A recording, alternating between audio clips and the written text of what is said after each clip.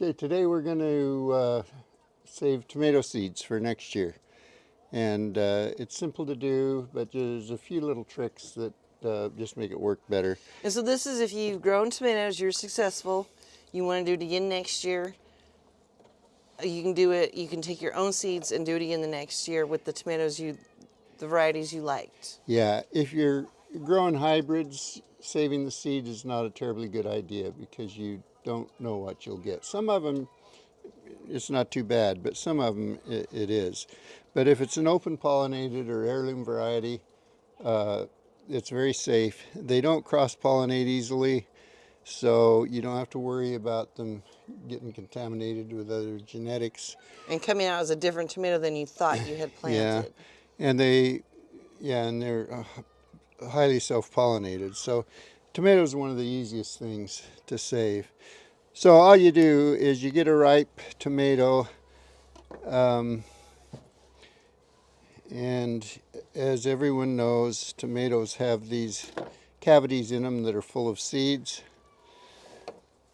and you just need to squeeze those seeds out, and I like to put it in a strainer like this.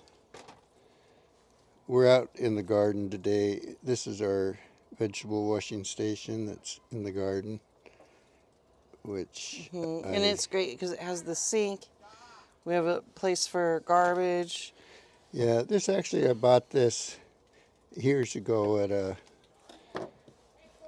Like a Habitat for Humanity or something, right? no, it was at a sporting goods place. Oh, Sold fishing and for gutting your hunting stuff. fish. But this is this is a station to clean your fish at.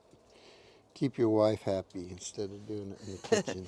And this is an actual like cutting board that Yeah, lifts yeah, out and can actually be works cleaned. pretty good. It's great.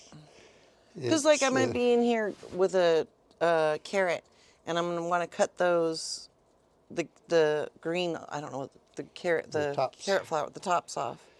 Okay, then once you get the seeds in there, just put it under some water, swish them around a little bit, pull out the big chunks. And it doesn't have to be perfectly clean at this stage. Yeah, they can have the slime on them. Yeah, but tomatoes do have a coating of gelatinous slime when they come out of the tomato, and that's there to prevent them from germinating inside the fruit. So you've got to. And that's why it's weird when that does happen. You Yeah, ever seen that? I have seen it.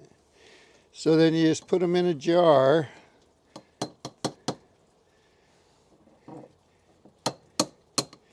And we could get more out of here, but We don't really. This is just yeah, an example. Beaver Lodge. This is a really early determinate variety that I like just because it's early. It's not the best tasting, but anyway, then put a little bit of water in there and let it sit in a warm place for a couple of weeks. Now this is some I did a few weeks ago. This is Lucid Gem, and you can see there's some mold on the top. And do we need, is that That's not a problem. That's normal. Don't worry about that. Because what you're doing essentially is fermenting the seeds, and that dissolves that gelatinous coating. Now I do not want it mixed with these seeds, so I want to be sure my strainer's clean because these are seeds I'm going to save. Yeah, we're going to be saving. So these we did a couple weeks ago, and they've been sitting in the water, in the window, I wish I had indoors. Let's Again, we always say, I wish we'd. There's a few floaters on there, and they're not going to be any good. I'm going to see if I can pour them off. The floater seeds are no good. That makes sense. There. Yeah, they poured off without any problem. And then just dump them in the But like we always say, strainer. we've never regretted writing a date on a thing, but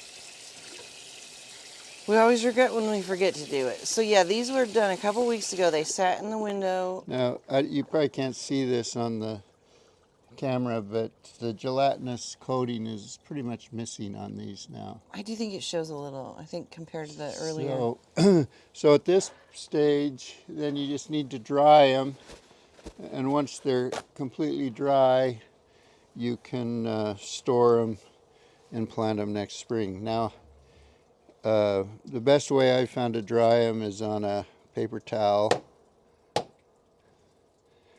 And you just do that.